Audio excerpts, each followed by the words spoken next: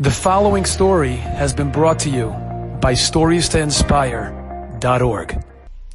It's a story that took place on a bus in Israel. A man named Elishai is sitting in the chair. Elishai is an individual who works with immigrant youth, kids that come in from different countries to Israel. Many of them don't have the background, weren't given a Jewish education, and he works with them to teach them about their customs and our traditions and our religion, and inspiring them, encouraging them. And he's sitting on the bus, and the bus stops, and there's one open seat next to him, and a rabbi comes on. This rabbi looks regal, a long coat, beard. And they sit down, and the rabbi starts to engage Elishai in conversation. And he starts telling him, Elishai says, "Tell me about yourself." And the rabbi starts explaining him. And the rabbi's so impressive. He's a judge on a rabbinical court, a man of stature, scholarship, warmth. And he's so taken by this rabbi. Such character. And the rabbi says, "What are you doing?" And he goes, "Well, I help the immigrants, the youth that come in to learn about our heritage." The rabbi goes, "I want to tell you, it's such incredibly important work that you're doing." He goes, "No, I know." He goes, "Let me explain to you." He says, as a kid growing up, the rabbi says, my parents survived the Holocaust. And the Holocaust took them for everything emotionally. And they didn't really have any emotional capital left for me. And so as a kid, I grew up on the streets. And I wasn't a great kid. And I got in trouble a lot. In fact, my friends called me the criminal. And right next to my house was a soccer field. And we played soccer every day. That's what we did. And right next to the soccer field, not too far, was a synagogue, was a shul. And many times, the soccer ball would end up in the shul.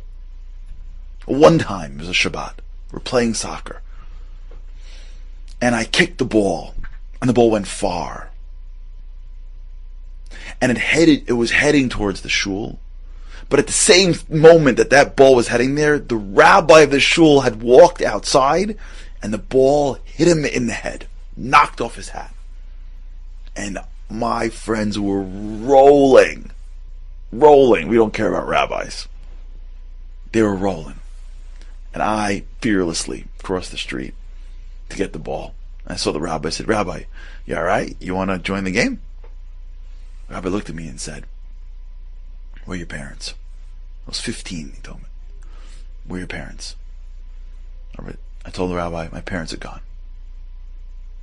The rabbi looked at me, and he looked closely at me.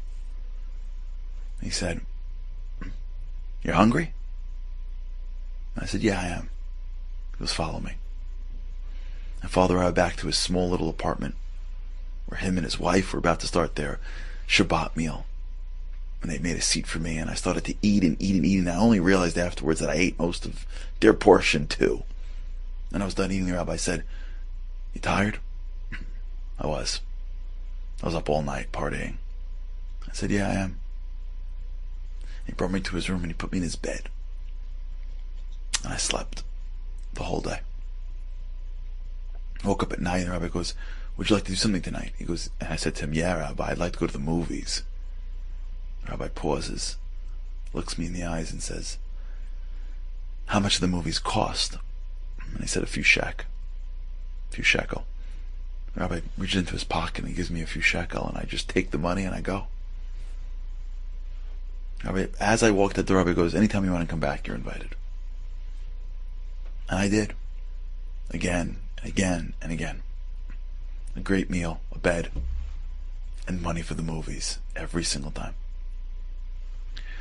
And after a few times, I sat down next to the rabbi once and said, "Rabbi, what is going on over here? Like, what's the books and the whole thing and the get-up? Come on, there's a whole world out there."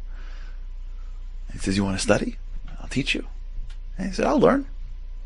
And he started to teach me this Torah, Judaism, and I couldn't believe my ears. It was so deep and meaningful and spiritual.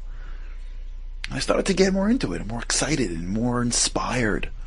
And I grew up and I wanted to be like him, and I started to study more.